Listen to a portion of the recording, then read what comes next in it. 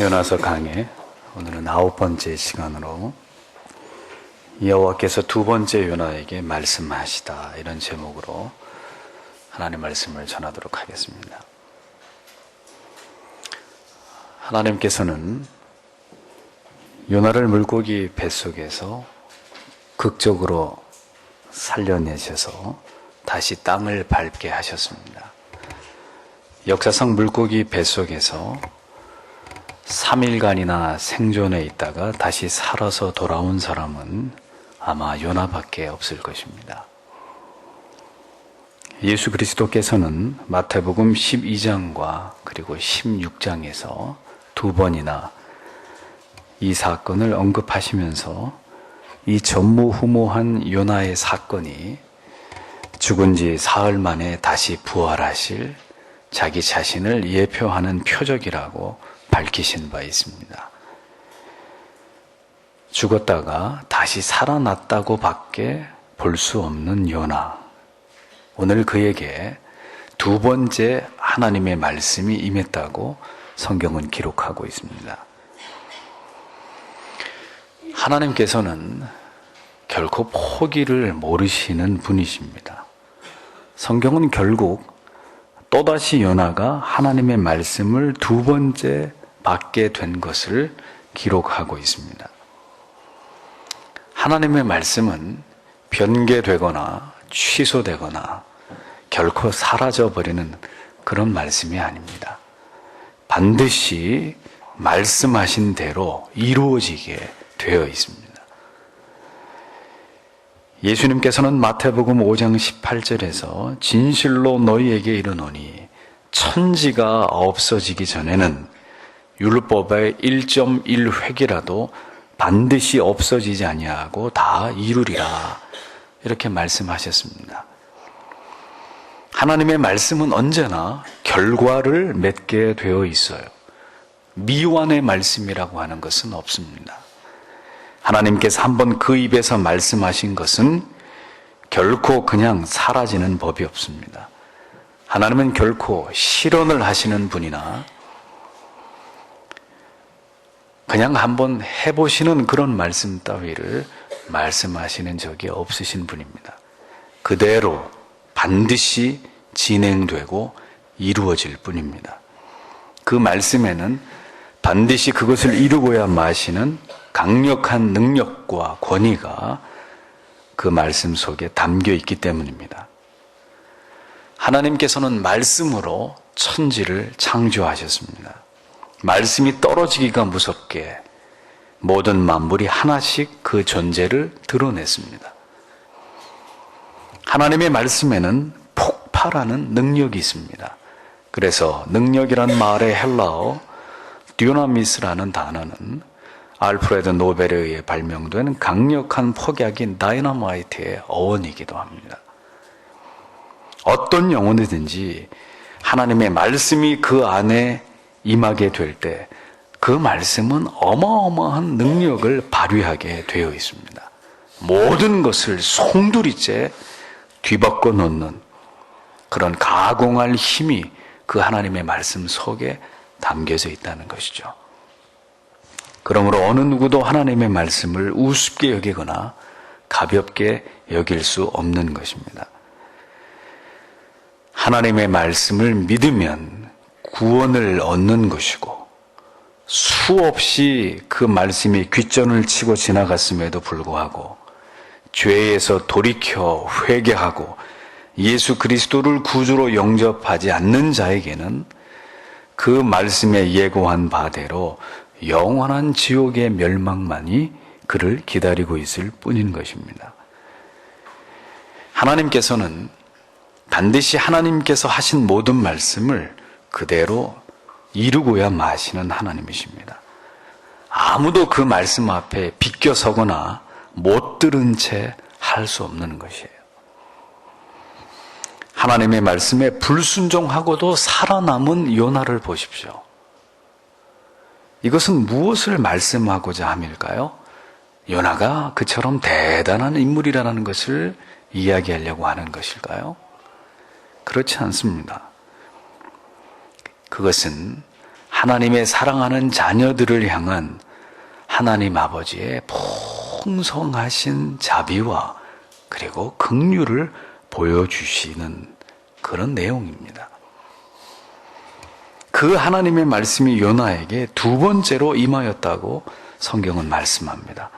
하나님은 절대로 두 번, 세 번 이렇게 말씀하시는 신이 아니십니다. 사람이나 그 말에 권세가 없고 권위가 없으니 한 말을 또 하고 또 하고 이렇게 잔소리처럼 말을 하지, 하나님이신 그분은 두 번, 세 번, 네 번 이렇게 말씀하실 이유가 없으신 분이십니다. 그럼에도 불구하고 하나님께서는 수차례 선지자들을 통해서 우상을 숭배하고 타락하고 음란한 이스라엘 백성들에게 말씀하시고 또 말씀하셨습니다. 그들의 회개와 돌이킴에 대해서 하나님은 구약의 여러 대언자들을 통해서 외치게 하셨습니다. 그러나 이스라엘 백성들은 무관심과 무반응으로 일관했고 그 결과는 무엇이었습니까? 아수르와 바벨론을 통한 철저한 파괴와 멸망뿐이었습니다. 이 세상 모든 만물을 향하여 하나님께서는 결코 두 번을 말씀하시는 분이 아니심에도 불구하고 유일하게 하나님께서 택하신 자기 백성들을 향해서는 두 번, 세 번 혹은 그 이상 간곡하게 말씀하시는 하나님이십니다. 에스겔 33장 11절에 너는 그들에게 말하라. 주 여호와의 말씀이니라. 나의 삶을 두고 맹세하노니 나는 악인이 죽는 것을 기뻐하지 아니하고 악인이 그의 길에서 돌이켜 떠나 사는 것을 기뻐하노라. 이스라엘 족속아 돌이키고 돌이키라. 너희 악한 길에서 떠나라. 어찌 죽고자 하느냐 하셨다라. 라고 기록하고 있고, 잠언 1장 23절에는 나의 책망을 듣고 돌이키라. 보라, 내가 나의 영을 너희에게 부어주며 내 말을 너희에게 보이리라. 이렇게 말씀하고 계시는 것을 볼 수 있습니다. 하나님께서는 당신의 택한 백성들을 향해서만 다시 말씀하시고 또 말씀하시는 하나님이십니다. 하나님께서 다시 말씀하신다는 것은 그렇게 가볍게 여길 문제가 결코 아닙니다.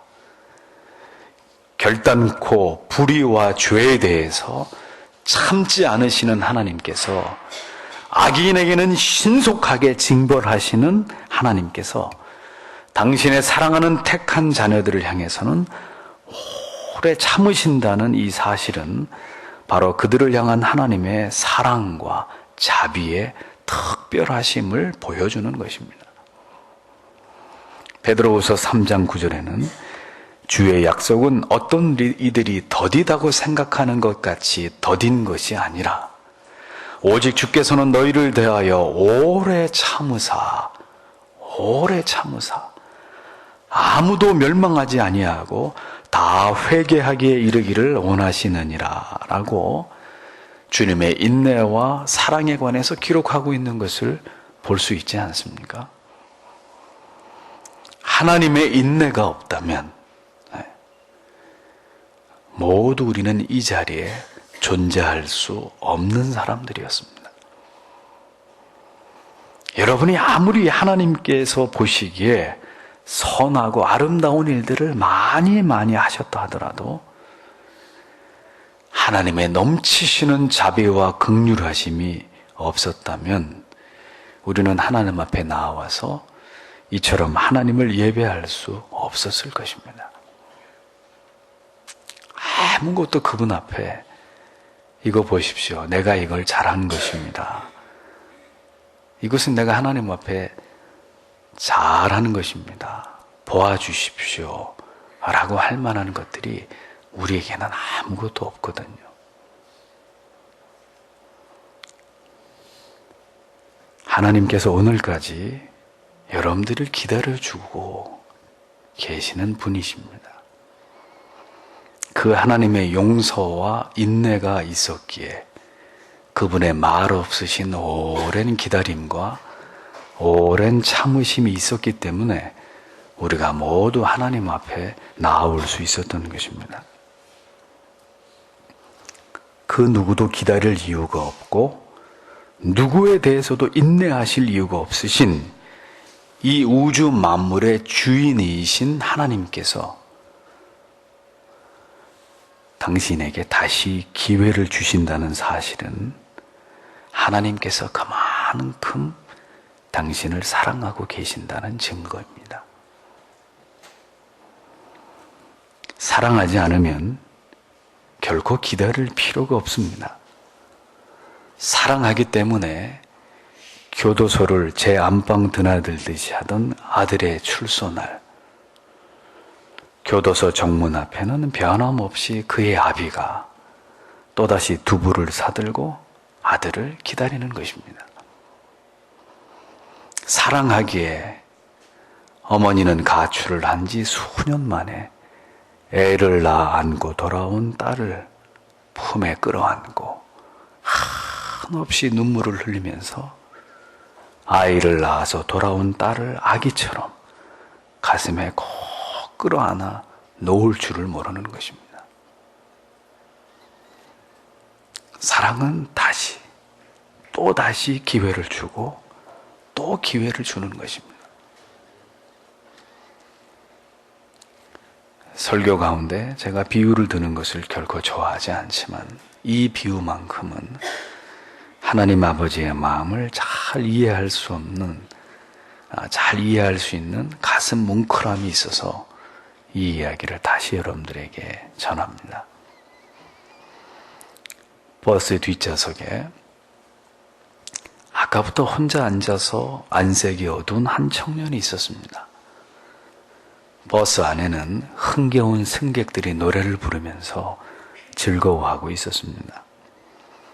그들은 그 분위기와 전혀 어울리지 못한 채로 혼자 괴로운 표정을 하고 구석에 앉아있는 그 한 청년의 사연이 궁금했습니다. 그들은 그 청년에게 무슨 사연이 있는지를 물어보았고 그 청년은 이내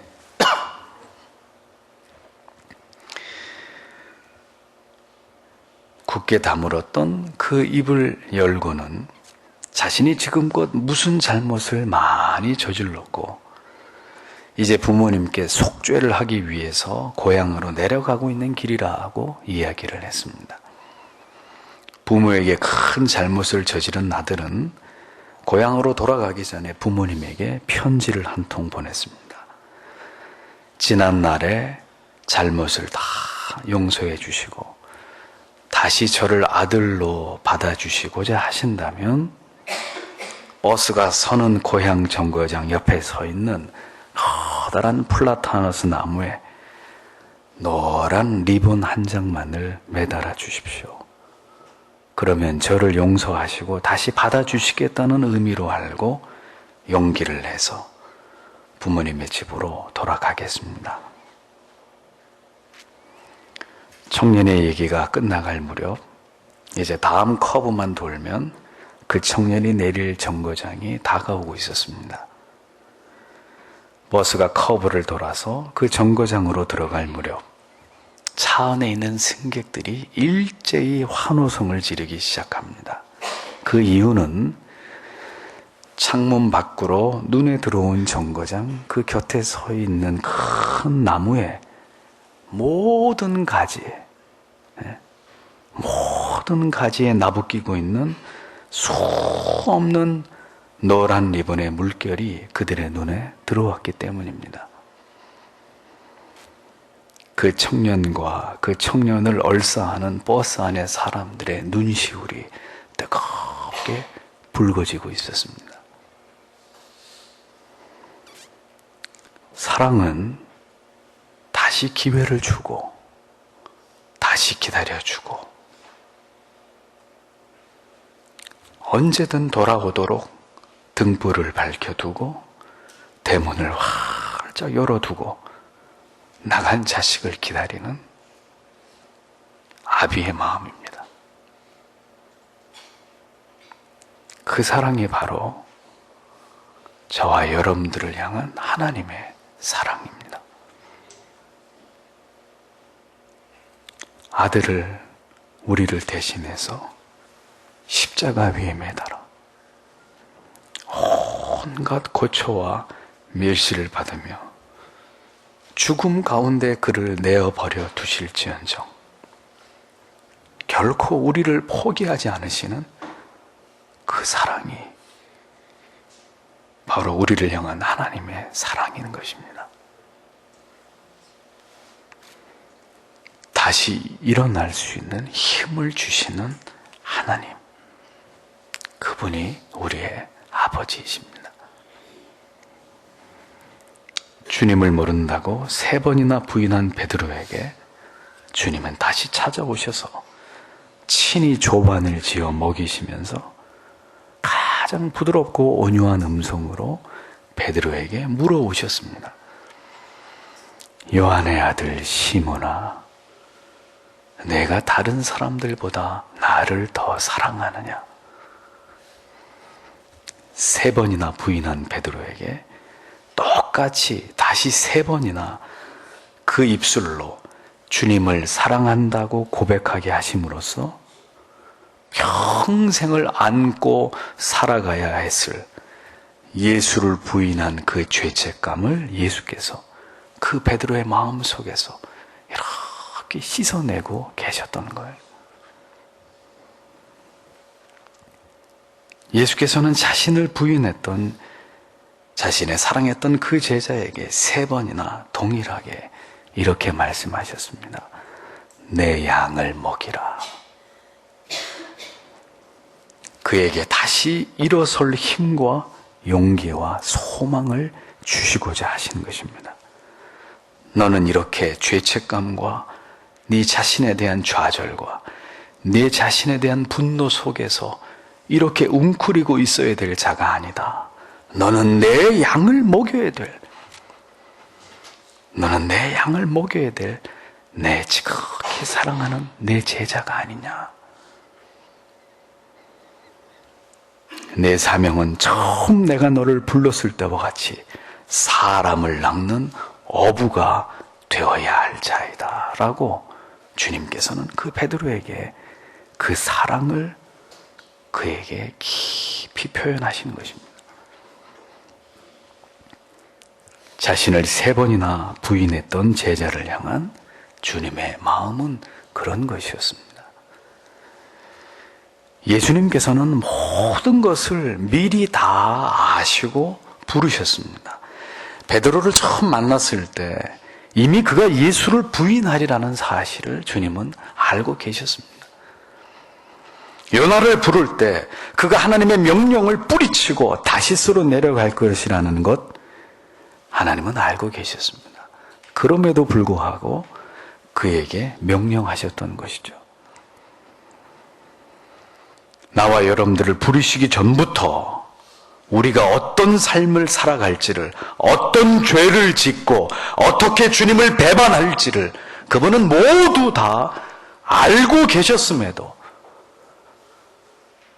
그분이 우리를 사랑하시기로 작정해버리신 겁니다. 여러분은 여러분을 배신할 자를 친구로, 어느 순간 원수로 돌변할 자라는 사실을 알고도 그 사람을 여러분들의 벗으로 삼을 수 있으십니까? 쉬운 일이 아닐 것입니다. 우리는 그렇게 할 수 없을 것입니다. 하지만 주님께서는 그렇게 하셨습니다. 요나의 불순종을 모르지 않으셨을 터인데도 하나님은 요나에게 명령하십니다. 다 알고 계셨습니다. 그러하기에 하나님께서는 불순종한 요나에게 그에게 부여하실 2번째 기회를 그분은 미리 이미 예배해 두고 계셨던 거예요. 사랑하지 않으면 결코 기다릴 이유가 없습니다. 다시 기회를 줄 필요도 없습니다. 다시 기대하지 않을 것입니다. 이것으로 끝이다. 하고 냉정하게 선을 그어버릴 것입니다. 하지만 사랑은 기다려주는 것입니다. 다시 기회를 주는 것입니다. 여전히 기대해 주는 것입니다. 또다시 속고 또다시 배신을 당하고 또다시 실망하게 되더라도 그렇게 하는 것입니다. 그것이 사랑입니다. 그것이 하나님의 다함이 없으신 끝이 없는 아무런 조건이나 이유를 묻지 않으시는 아버지의 크고도 넓은 사랑이십니다. 내가 너를 사랑하고 영화롭게 하는데 누가 너를 정죄하리요 욕되게 하리요 아무도 너를 만질 수 없음은 내가 너를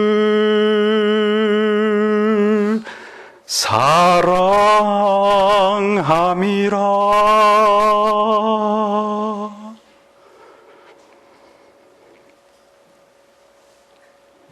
오늘 죄책감에 시달리고 있는 성도님이 계십니까? 과연 하나님께서 나 같은 사람의 죄를 용서하실까 염려하는 분이 계십니까? 이사야 43장 25절에 나 곧 나는 나를 위하여 내 허물을 도말하는 자니 내 죄를 기억하지 아니하리라 이렇게 말씀하셨습니다. 히브리서 10장 17절에 또 그들의 죄와 그들의 불법을 내가 다시 기억하지 아니하리라 하셨으니 라고 했습니다. 시편 103편 10절에서 14절의 말씀에 보면 우리의 죄를 따라 우리를 처벌하지 아니하시며 우리의 죄악을 따라 우리에게 그대로 갚지는 아니하셨으니 이는 하늘이 땅에서 높음같이 그를 경외하는 자에게 그의 인자하심이 크심이로다. 동이 서에서 먼 것 같이 우리의 죄과를 우리에게서 멀리 옮기셨으며 아버지가 자식을 긍휼히 여김같이 여호와께서는 자기를 경외하는 자를 긍휼히 여기시나니 이는 그가 우리의 체질을 아시며 우리가 단지 먼지뿐임을 기억하심이로다 라고 했습니다. 이것이 우리를 향한 하나님의 사랑입니다. 그가 우리의 체질을 아시며 우리가 단지 먼지뿐임을 기억하심이로다. 그가 우리를 아신다고 했습니다. 우리가 얼마나 연약한지, 우리가 얼마나 어리석은지, 우리가 얼마나 쉽게 무너지고 유혹에 넘어지고 쉽게 그 은혜를 잊어버리고 쉽게 세상과 타협해버리는 그런 존재인지를 다 알고 계신다고 했습니다. 하나님께서 그렇게 나를 아신다는 사실이 우리에게 얼마나 감격인지 모릅니다. 부모가 그 자식을 용납할 수밖에 없는 것은 그 자식을 너무 잘 알고 사랑하기 때문입니다. 어떤 실수를 했을 때 다른 사람은 그 실수를 용납할 수 없어도 내가 낳은 자식이기 때문에 그 실수가 이해되는 것입니다. 가슴에 안아 젖을 먹이고 기저귀를 갈아줄 때부터 보아온 자식이기 때문에 자식의 실수에 대해서만큼은 그 부모가 관대할 수밖에 없는 것입니다. 누군가 나를 잘 안다는 것이 우리에게 축복이 아닐 수 없는 거예요. 어떤 설명도 변명도 필요 없습니다. 그냥 나의 이 힘들어하는 눈빛만으로, 그냥 축 처진 어깨만으로 네가 지금 힘들구나 하고 내 마음을 알아주시는 그 누군가가 있다는 것, 그것이 축복이란 말이에요. 그가 누굽니까? 바로 우리의 아버지 하나님이십니다. 하나님께서 그래서 요나에게 두 번째로 말씀하시고 계신 것입니다. 만약에 하나님께서 두 번째로 요나에게 말씀하지 않으셨다면, 주님께서 배신자 베드로에게 다시 찾아와 주지 않으셨다면, 간악한 세리장 삭개오에게 주님이 찾아와 주시지 않으셨다면, 혈류증에 걸린 여인이 자신의 옷가를 만지기를 주님께서 허락하지 않으셨다면, 옥합을 깨트린 여인을 향해서 더러운 여인아, 어디서 네가 나를 만지느냐 하고 물러가라고 그 여인을 내치셨다면, 수로보니게 족속에 한 어머니의 귀신 들린 딸이 낳기를 간청하는 그 요구를 주께서 끝내 묵살하셨다면,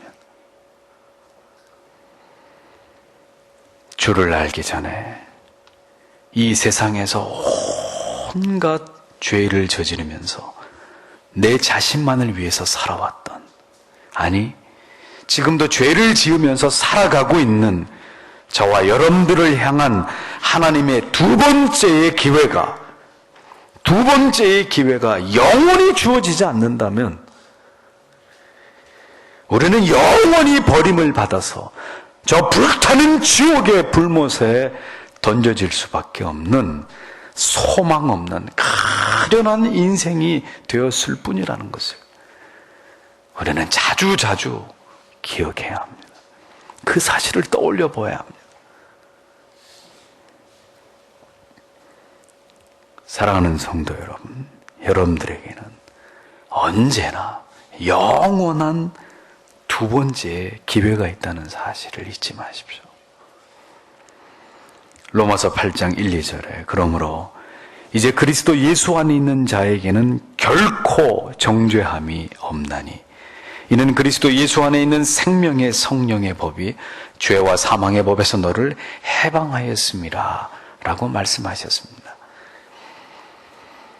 죄악된 우리를 보아서는 결코 다시 주실 수 없는 그 기회를 하나님께서는 갈보리 피 언덕에서 나와 당신을 위해 아들이 지신 그 십자가의 영원한 효력 때문에 오늘도 하나님께서 자신의 죄를 자복하며 나오는 자들을 위해서, 그들을 향해서 두 번째의 기회를 다시 허락하시는 그 하나님은 사랑 많으시고 인자하시고 노하기를 더디하시는 그런 하나님이시라는 것을 여러분들은 기억하셔야 되는 것입니다.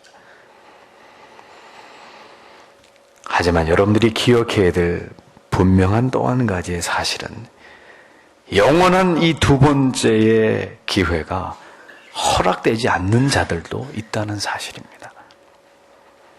아무에게나 허락된 두 번째의 기회가 아닙니다.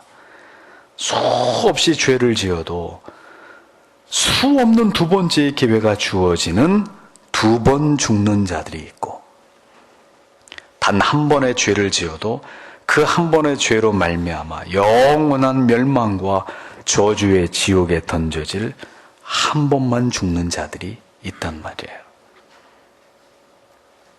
두 번 죽는 자란 먼저 예수 그리스도를 믿고 나의 옛 사람이 모두 죽은 그 이후에, 그리고 이제 영원히 죽음에 이르게 되는 신자들, 곧 택함을 받은 하나님의 자녀들을 말함이고, 한 번 죽는 자란 자신이 예수 죽인 영원한 죄인이라는 것을 알지 못한 채로 죄 가운데 살다가 단 한 번의 죽음으로 영원한 지옥에 던져지게 될 죄인들을 말하는 것입니다. 여러분들은 두 번 죽을 이미 의인이 된 죄인입니까? 아니면 한 번 죽을 영원한 죄인입니까? 오늘 성경의 본문에 아미떼의 아들이라는 말과 두 번째라는 표현만 다를 뿐 하나님께서는 요나에게 아주 똑같은 명령을 다시 전하고 계십니다. 일어나 저 큰 성읍 니느웨로 가서 내가 내게 명한 바를 그들에게 선포하라 하신지라. 하나님께서는 처음 요나에게 주신 그 사명을 그대로 똑같이 요나에게 부여하고 계십니다. 더하지도 빼지도 않으시고 처음의 사명 그대로, 처음의 말씀 그대로를 다시 동일하게 요나에게 명령하셨습니다. 여러분들이 만일 죄를 지으면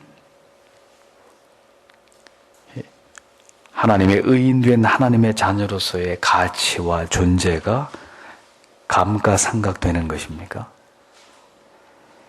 여러분들이 사명을 버리고 죄 가운데서 방황하는 경력이 있다면 여러분들 향한 하나님의 계획은 축소되고 여러분들의 사명이 다른 사람들에게로 이양되어 버리는 것입니까? 어느 날 출근하자 책상이 사라져버린 정리해고자처럼 신자에게도 이러한 비참한 버림받음이 가능하다는 말일까요? 절대로 그렇지 않습니다. 나에게 주신 것은 하나님께서 나를 통해서 이루시기를 원하십니다. 하나님은 여전히 그 하나님이신데 다만 두 번째, 세 번째 그 말씀을 받을 때 내가 이제 그 예전의 내가 아닌 것이죠. 고쳐서라도 기어이 내가 감당하기를 하나님은 나에게 기대하신단 말이에요. 내가 아닌 그 다른 사람이 아니라 언제나 나에게, 내가 해야 될 것을 하나님은 나에게 기대하시는 분이에요.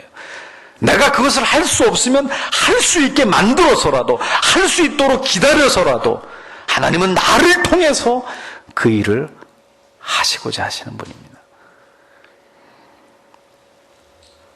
상한 갈대도 꺾지 아니하시고 꺼져가는 등불의 심지도 끄지 아니하시는 하나님이시라고 했습니다. 하나님께서는 다른 누가 아니라 요나, 처음에 지목했던 그 요나를 통해서 그 일을 마무리하기를 원하셨습니다. 우리는 포기하고 싶을 때가 있습니다. 하나님 제발 저 아닙니다.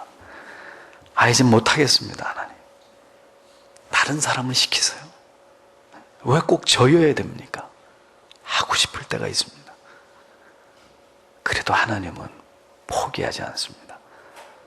내가 감당해야 될 그 사명의 십자가 끝까지 내가 감당하기를 원하십니다. 그리고 그것을 감당할 수 있는 힘을 오늘도 내게 부어주시는 분이에요. 우리는 흔히 내가 하지 않으면 누군가 할 것이라고 생각합니다. 또 하나님께서도 쉽게 계획을 변경하셔서 불순종하는 자는 그냥 버려버리고 다른 순종하는 자들을 통해서 그 일을 하실 거라고 생각하는 경향이 있습니다. 하지만 이것은 그렇게 간단한 문제가 아닙니다. 만일 그러하다면 처음부터 그 일을 감당할 그릇이 되지 않는 개인이나 교회를 선택하신 하나님 자신이 오류가 있으신 분이라는 사실을 하나님께서 스스로 입증하게 되는 일이기 때문에 하나님은 절대로 그렇게 하시지 않는단 말이에요. 부하가 무능하면 그것의 절반은 상사의 책임입니다. 그에게 그 일을 맡긴 자 또한 무능한 사람이라는 걸 증명하는 거예요. 시편 23편 3절에 내 영혼을 소생시키시고 주위에서 보십시오. 보라 자기 이름을 위하여 의의 길로 인도하시는 도다 이렇게 적고 있어요. 자기 이름을 위하여 우리를 의의 길로 인도하시는 것은 우리 자신을 위한 일이기 때문이 아니라 그 이전에 하나님의 영광스러우신 그 이름, 자기의 이름을 위해서 그렇게 하시기로 하시는 하나님의 뜻이라는 거예요. 이사야 43장 25절에서 나는 나를 위하여 내 허물을 도말하는 자니 내 죄를 기억하지 아니하리라 라고 했습니다. 나 곧 나를 위하여 하나님을 위해서 내 허물을 도말하는 자라고 말씀하시지 않습니까? 하나님 자기 때문이에요. 하나님 자신의 이름의 영광 때문에 그렇게 우리를 끝까지 책임지시는 거예요. 명의는 결코 자신의 환자를 포기하지 않습니다. 천에 하나 수술 중에 환자를 잃게 될 때 그 환자를 지극히 사랑하는 백발이 성성한 노 의사는 한참을 자신의 방에 들어가서 나오지 못하고 죽은 환자를 생각하면서 자책합니다. 하물며 하나님께서 어떠하시겠습니까? 그가 그렇게 쉽게 자신의 사명을 맡은 자를, 하나님의 자기 택한 백성을 쉽게 포기하시리라고 그렇게 생각되십니까? 그것은 여러분들의 오해입니다. 하나님께서는 끝까지 당신을 포기하지 않으십니다. 그것은 그분이 하나님이시기 때문입니다.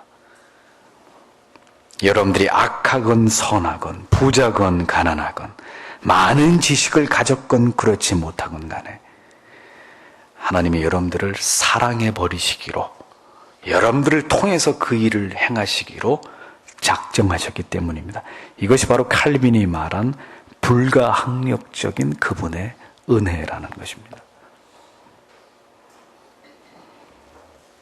하나님께서는 하나님의 자기 백성을 통해서 자신의 일을 행하시는 분이십니다. 내가 아닌 그 누구를 통해서도 하실 수 있으신 일이지만 하나님께서는 그 일을 바로 나를 통해서, 여러분들을 통해서 하시기를 원하십니다. 그렇게 하기로 하셨고 그렇게 하심으로 기뻐하시기를 그분이 원하시기 때문이에요. 하나님께서 왜 위대하신 하나님이십니까? 말 잘 듣고 잘 순종하는 사람만 데리고 하나님의 일을 하실 것 같으면 하나님의 위대하심이 잘 드러날까요? 그렇지 않습니다. 그건 누구나가 할 수 있는 일입니다. 드림팀을 가지고 드림을 이루지 못하면 그 리더에게 문제가 있는 것이죠. 하지만 하나님은 잘 순종하지 않는 사람, 아니 처음부터 순종이라고 하는 단어하고는 거리가 멀어 보이는, 지성도 없고 열심도 없고 담력도 없고 용기도 없어 보이는 그런 연약한 자들을 불러서 하나님의 일을 맡기시는 분이십니다. 가장 자격 없는 사람, 가장 무능한 사람, 가장 무익한 사람을 세우셔서 사람들의 모든 기대가 무너진 곳, 희망이 사라진 곳, 도무지 이루어지지 않을 것처럼 보이는 그 사명을 반드시 이루어내시는 그런 하나님이시란 말이에요. 그것을 통해서 자신의 이름의 영광을 거두고 가시고야만은 그런 분이 우리의 하나님이십니다. 우상 숭배자의 아들 아브라함, 소심한 모세, 연약한 목동 다윗, 겁쟁이 기드온, 부정한 이사야, 아이 같은 예레미야, 뽕잎 따던 평범한 아모스, 그리고 불순종하는 고집불통 요나, 어부 베드로, 음란에 찌든 호색한 아우구스티누스, 그리고 그 누구보다도 가장 어리석고 가장 무익한 바로 나 같은 자를 통해서 하나님께서는 하나님의 그 위대한 일에 수종들게 하시는 형언할 길이 없는 풍성한 사랑과 은혜를 가지신 하나님은 바로 그런 분이십니다. 요나는 자신이 해야만 한다고 오해한 것입니다. 니느웨에 가서 하나님의 말씀을 외치는 것 자체도 그가 원하지도 내키지도 않은 일이었지만 그래도 하는 수 없이 그 자신이 해야 할 그것이 자기의 일이라고 생각하는 거예요. 자기의 일이라고 생각했기 때문에 자신이 할 수도 있고 하기 싫으면 안 할 수도 있다고 생각한 것입니다. 하나님이 주신 명령과 사명을 자기 개인의 일이라고 착각했던 거예요. 그 결과 그는 사명에 소홀했고 그 사명의 실정을 느꼈고 그 자신이 그것을 거부할 수 있다고 믿은 것입니다. 그러나 하나님께서는 요나가 무엇인가를 할 수 있다고 생각하신 적이 사실 하나님에게는 한 번도 없으셨어요. 능력은 오직 하나님의 말씀에 있을 뿐이었습니다. 처음부터 그랬습니다. 내가 무엇인가를 할 수 있다고 생각하지 마세요. 그것은 교만이고 착각입니다. 무엇인가 할 수 있다면 그것은 하나님께서 당신을 통해서, 여러분들을 통해서 하나님께서 하시는 것일 뿐입니다. 내가 하는 일도, 내가 할 수 있는 일도 아무것도 없는 거예요. 처음부터 그랬습니다. 하나님께서는 그저 하나님의 사명을 가지고 하나님의 복음을 전하기만을 우리에게 원하실 뿐입니다. 내가 하는 일도, 내가 할 수 있는 일도 아무것도 없어요. 나머지는 하나님이 다 알아서 하실 그분의 일입니다. 내가 하려고 한다면 우리는 당황할 수밖에 없어요. 밤잠을 잘 수 없을 거예요. 초조하고 불안하고 염려하니라고 초주검이 될 겁니다. 내가 할 수 있을까? 내가 말한다고 해서 저 사람이 과연 예수를 믿을까? 이것은 여러분들이 생각하고 있는 오해입니다. 마가복음 13장 11절에 사람들이 너희를 끌어다가 넘겨줄 때 무슨 말을 할까 미리 염려하지 말고 무엇이든 그때 너희에게 주시는 그 말을 하라. 이는 너희가 아니요 성령이시니라고 말씀하셨습니다. 내가 내게 명령한 바를 그들에게 선포하라 하신지라. 요나에게 주신 하나님의 명령이었습니다. 내가 내게 명령한 바를 가서 전하기만 하라는 거예요. 네가 니느웨를 바꿀 수 있는 게 아니라는 것을 주님은 하나님은 처음부터 요나에게 분명히 말씀하셨는데 요나는 그게 자기 일이라고 생각한 거예요. 저 큰 성읍이라고 했잖아요. 저 큰 성읍. 언제나 세상은 저 큰 성읍입니다. 저기는 만만한 것이 아닙니다. 언제나 예수를 믿지 않는 내 가족들, 그리고 날마다 부딪히며 일하고 있는 우리의 직장, 우리 주위에 있는 사람들, 그들은 언제나 우리에게 저 큰 성읍입니다. 도저히 우리의 힘으로 어떻게 할 수 없는, 우리의 능력으로 어떻게 도저히 해낼 수 없는, 그들은 언제나 저 큰 성읍이었어요. 하지만 우리는 가야 합니다. 그들에게 가서 우리는 하나님이 우리에게 명령하신 바를 그대로 전하기만 하면 되는 거예요. 전하기. 믿을지 믿지 않을지 그건 여러분들이 염려할 이유가 없습니다. 교회가 부흥될지 부흥되지 않을지 이런 것은 여러분들이 걱정할 이유가 아니란 말이에요. 그저 목사는 열심히 진리를 전하고 성도님들은 열심히 그 진리를 쫓아서 거룩하고 순결하고 그리고 정직하게 최선을 다해서 살면 되는 것입니다. 열렬히 예배하고 언제나 간절히 기도하고 말씀에 파묻혀 살아가면 언제나 기회가 올 때마다 우리가 선을 행하고 그리고 최선을 다해서 나에게 하나님이 맡기신 그 일에 최선을 다하기만 하면 되는 거예요. 그러면 그 나머지는 내가 하는 게 아니라 우리가 하는 게 아니라 하나님께서 하시는 것이란 말입니다. 우리를 택하신, 우리를 사랑하시는 하나님께서 하나님 자신이 받으실 영광을 위해서 그분이 우리를 사용하실 것입니다. 우리를 고치실 것입니다. 우리를 새롭게 하실 것입니다. 두 번째로, 또 두 번째로, 영원히 두 번째로 저와 여러분들에게 하나님은 또다시 그리고 또다시 말씀하실 거예요. 기대하고 그리고 사랑하면서 또다시 기회를 여러분들에게 주실 것입니다. 왜냐하면 그럴 자격이 여러분들에게 충분하기 때문에. 왜? 예수 그리스도께서 영원히 유효한 그 자격을 우리를 대신해서 그분이 십자가 위에서 획득하셨기 때문입니다. 예수께서 그것을 위해서 그 특권을 여러분들에게 부여하시고자 그분이 여러분들을 위해서 수치를 당하셨고 조롱과 멸시를 당하시면서 십자가 위에서 여러분들을 대신해서 모든 우리의 불순종과 죄를 다 덮어버리고도 남을 수 있는 보혈을 그분이 뿌려주셨기 때문입니다. 오늘도 이 사실을 굳게 마음에 새기시면서 두 번째 말씀하시는 하나님, 아직도 우리를 향해 기대하고 계시는 하나님, 그 하나님의 크신 사랑과 은혜 앞에 다시금 감격하시고 그 사랑 앞에 우리가 모두 어찌 살아드릴고 진지하게 고민하는 이 주일이 되었으면 좋겠습니다. 기도하겠습니다.